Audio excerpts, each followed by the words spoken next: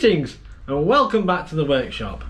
This is another instalment on the Bridgeport. This episode we're going to concentrate on the saddle, on getting it put back together. As you can see, we've already placed the saddle in place.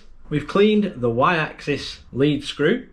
It's all clean, ready to go back in. We're just going to do a little bit of assembly and we should be good to put it back together. Right, so we're back up bench, and as you can see we've got all the parts for the Y-axis. So we're going to start assembling it. We'll start with the dials. Start putting all this back together now it's all cleaned. Right, so we'll start with this bit. What we're going to do is we're going to put a little bit of, we're just going to put a bit of whey oil on for now.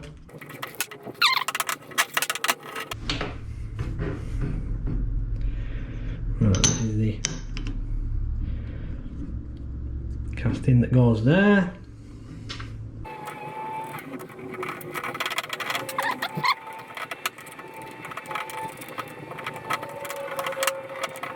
So that's that piece on. I believe that piece goes in there. Right, onto the dials. Now this piece I've already had it apart and given it a clean and just put it back together. Now I've got to remember how to put this piece back.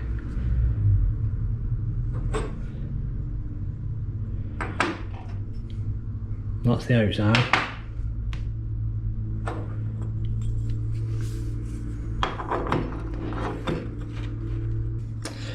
Memory's gone blank. Is it that way?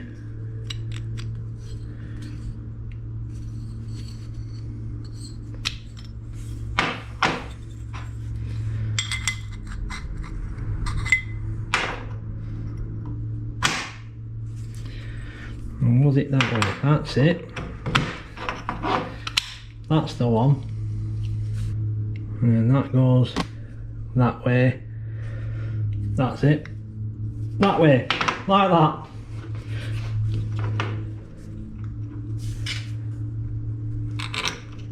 So I've already oiled these. Already given them a little skim of oil.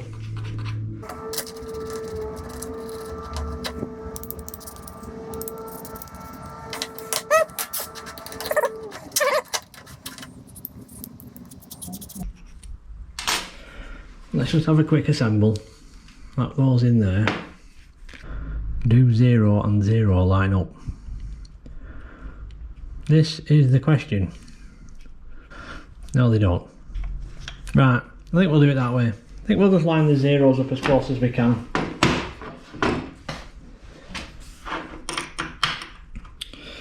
Right, what I have forgotten to do is I have a little bit of special grease for this plastic gear.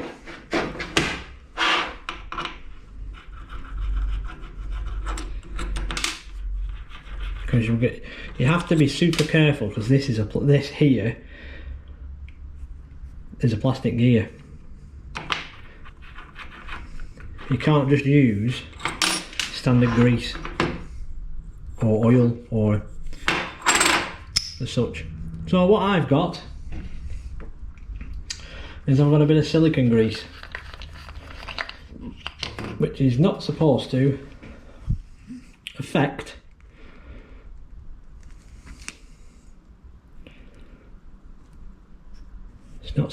the gears.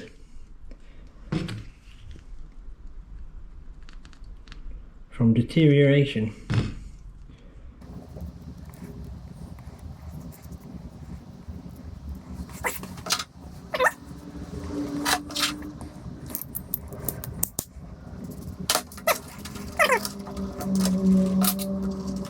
Because before I stripped this down, it was so stuck together and jammed and full of swarf.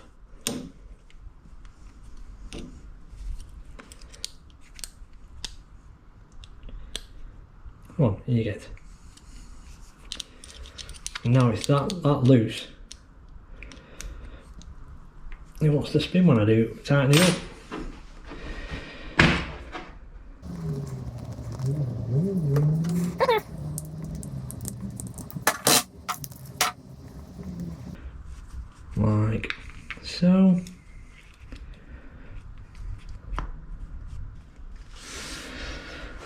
Is that right? Yes, because that then sits in that groove. That sits in there. Yep, like that. That's it. The Y-axis shaft comes through there. Right, so that piece is now back together. So we can move that to one side. That's ready to go back on. This wee beastie.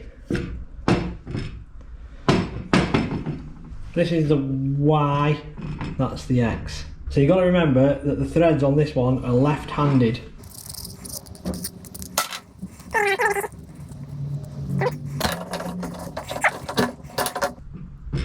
Go in there like that.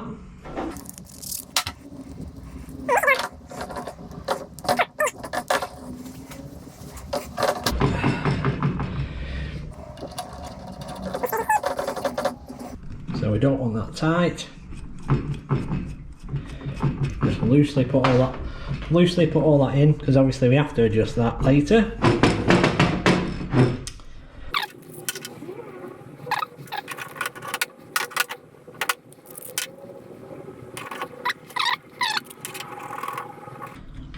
Now there is a bit of a chip there, but I'm not too worried about it. There's enough casting on the sides to catch hold.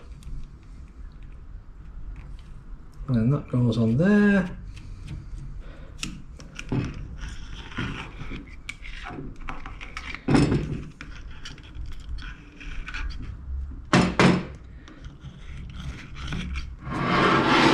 This is really going to make a mess of my workbench, but I'd really like to get some way oil, because that's what should be on your X and Y axis. Yeah, so we're ready to go to the machine now, so I shall meet you over at the milling machine. I've noticed on some that they have pins in here, and mine doesn't have them, so I'm not sure whether that is going to cause issues with alignment. No, that screw's in the way. I'll have to put that screw in a minute. I'll have to reach in from the end, if I can. So it goes in and then rotates.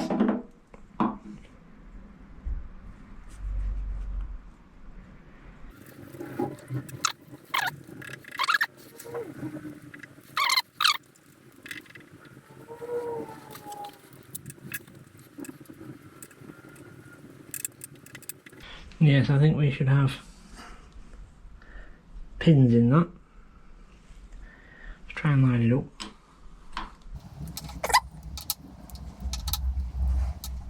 We can start winding this on. Now remember, it's left hand thread.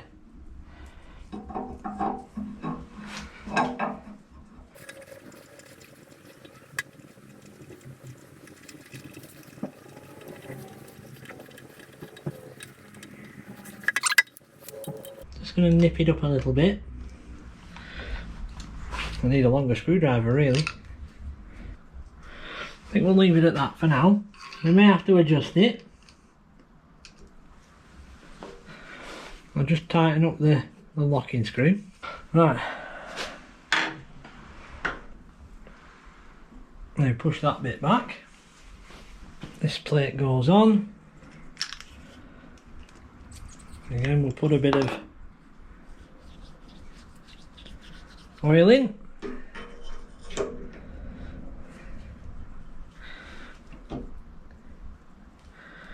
Now,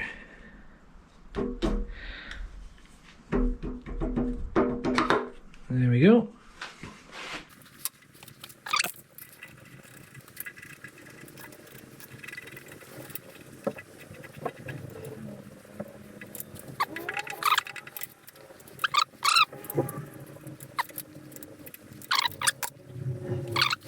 I believe that goes on.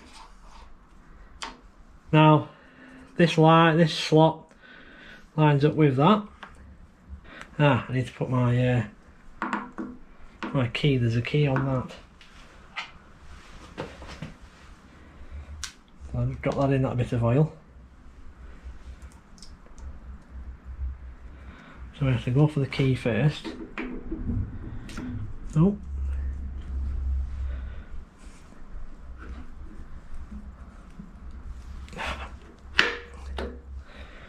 like so. And then obviously we've got the handle.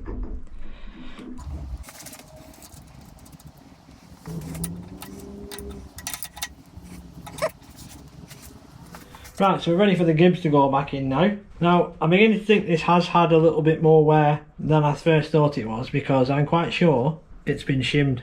It was a nice and tight machine, but these are definitely not. They've not been done by Bridgeport. These look like they've been done by a grinder or something. These grooves. I think we'll have to look at the gibs at some point, but for now, just to get us up and running, we shall use the originals, because it was really nice. It was tight and there wasn't any play in the machine at all. So we'll use these for now, and when funds are available,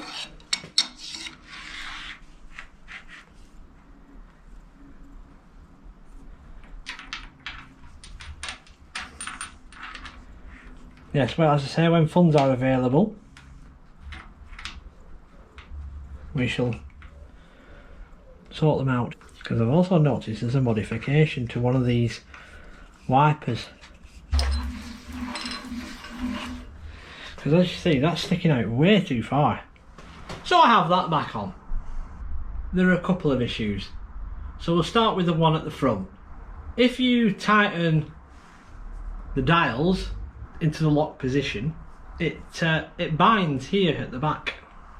It's tightening all this onto the back plate. What I've discovered is this front one, it's a little bit worn inside, so it needs shimming out. So when it all clamps together, it doesn't clamp at the back, it just clamps where it should do. So that's a simple fix, and then hopefully it'll all sit quite nicely. The gib, we're definitely going to have to fix the gib. It shouldn't stick out this far. The previous owners of the machine, or whoever did the repair on, put a shim on to the gib. Instead of putting the right thickness shim on, they put anything on, then modified the wiper plate. And I was trying to figure out before what this extra hole was for, and why this side looks narrower than this side. They've notched it out. So when you put it on, it goes over the top of the gib, and the adjusting screw out the top. So putting a wiper on that side has absolutely no effect. So we got that to sort out. I'm definitely beginning to think that the machine is a little bit more used than I first thought. It's definitely in what I would call good condition. I wouldn't call it A1 condition. And I think once we sort these niggles out, we shall have a machine that shall last us many years to come. It's just annoying that whoever did it in the first place didn't do a proper job. Now these are things that obviously I don't have to take the entire machine to pieces to fix. I can fix these once the machine's together. I can run through and just go through absolutely everything that needs doing. Or we could just do it a bit at a time as we go. We now have the two heaviest, well not the heaviest, the second and third heaviest parts of the entire machine, which is the bed to do and the head. Join me again in more trials and tribulations, finding more faults with the Bridgeport Milling Machine, scratching my head and going to drink tea. Stay safe.